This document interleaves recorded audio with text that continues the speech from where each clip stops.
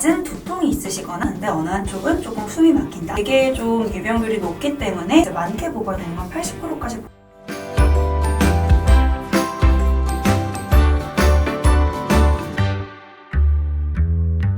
안녕하세요. GNG병원 이비인후과 전문의 김선홍 원장입니다. 오늘은 비중격 망곡증 관해서 이야기를 나눠볼 건데 어느 정도 환자들이 비중격 망곡증을 가지고 있는지 우리나라에서 우리 50이라고도 하죠. 코랑 이제 귓구멍이랑 입 같은 이비인후과 질환 자체는 되게 좀 유병률이 높기 때문에 그런 국민건강영양조사에 기본적으로 조사하는 항목으로 들어가 있기는 해요. 근데 PDF 형태로 나오진 않았고 아직은 강연 형태로만 그 결과값이 송출이 된 걸로 알고 있습니다. 대략적으로 가장 최신의 PDF로 저희가 확인해 볼 수 있는 거는 2013년 정도였던 것 같은데 거기서는 남자, 여자 20%, 30% 정도로 발표가 되어 있긴 합니다. 그리고 이제 미국 논문에서는 적게 보고가 되는 건 20%, 이제 많게 보고가 되는 건 80%까지 보고는 되고 있고요. 그거는 모집판에 따라서 조금씩 달라진다고 생각하시면 될 것 같은데 반수 정도, 남자분들이 조금 더 유병률이 높기는 한데 남자분들, 여자분들 한 40%, 50% 정도 유병률이 있다고 생각하시면 될 것 같습니다. 그러면 비중격 망곡증은 왜 생기는 걸까요? 이거는 환자분들이 뭔가를 잘못해서 사실 생기시는 건 아니고요. 그냥 자라는 과정에서 뼈가 양쪽이 다르게 자라고 우리 비중격 뼈도 뒤쪽, 위쪽에서 내려오는 애가 있고 아래쪽에서 올라가는 아이가 있거든요. 그래서 그 둘이 붙는 부분이 이제 양쪽으로 약간 이렇게 다르게 자라게 되면 어쩔 수 없이 붙는 부분도 약간 이렇게 휘어질 수밖에 없겠죠. 굳이 뭔가 내가 과거에 했던 행동으로 비중격 망곡증이 생겼다라고 얘기를 하려면 코의 외상 정도가 가능할 것 같습니다. 그러면 비중격 망곡증이 있다 하면 어떤 증상이 나타날까요?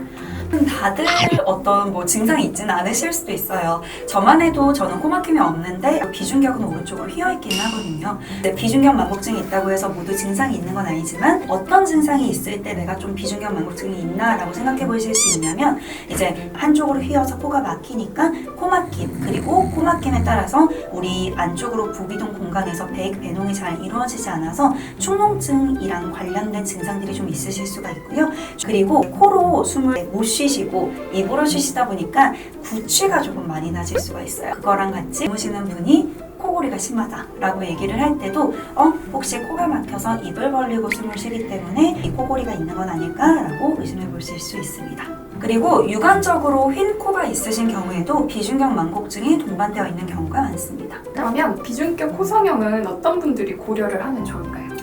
병원을 처음 오시는 분들 같은 경우에는 잦은 두통이 있으시거나 코막힘이 한쪽으로 좀 치우쳐져서 있으시거나 한쪽으로 콧물이 조금 많이 난다, 구취가 조금 난다, 그리고 누워서 주무실 때 옆으로 잘 때 어느 한쪽은 편안한데 어느 한쪽은 조금 숨이 막힌다, 그런 분들이 비중격 코성형을 고려하시면 좋을 것 같습니다. 그러면 비중격하고 코 성형하고는 어떤 관계가 있나요? 비중격은 가운데 있는 경막, 즉 구조적 지지대 역할을 해줍니다. 그래서 코성형을 위쪽만 하신다고 해도 그거를 받쳐주는 역할은 비중격이 하게 됩니다. 비중격이 휘어있으면 이제 코 외관적인 모양에도 영향을 줄 수가 있습니다. 비중격을 교정하지 않고 코성형만 하시는 경우에는 비중격이 많이 약하거나 휘어져 있는 경우에는 시간이 지남에 따라서 코성형을 한 모양 자체에도 영향을 줄 수 있습니다. 코성형을 하러 오셨던 분들 중에서 같이 하실 수 있는 케이스는 딱 환자분만 보고 외관적인 사진만 찍어서 성형을 진행을 하는 게 아니라 CT를 찍어서 안쪽은 어떤지, 비중격의 어떤 부분 중에서도 연골만 휘어있는지 뼈가 휘어있진 않은지 양쪽의 합의각계랑 위치관계는 어떤지를 저희가 확인을 합니다. 그래서 그걸 통해서 저희가 설명을 드리는 경우가 많고요. 입히시지 못하시더라고 하더라도 비내시경이나 비관 통기관 검사를 통해서 우리 코의 어떤 공기 흐름이나 그런 걸 통해 비중격 망곡증이 있는지 실제적인 생리적인 흐름은 어떤지를 같이 알아볼 수 있습니다. 그럼 어쨌든 병원을 와서 확인을 할 수밖에 없는 건가요?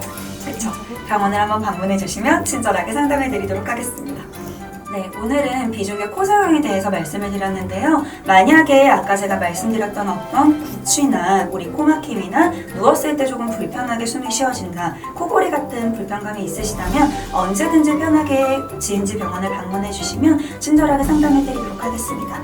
이상 GNG 병원 이비인후과 전문의 김선홍 원장이었습니다.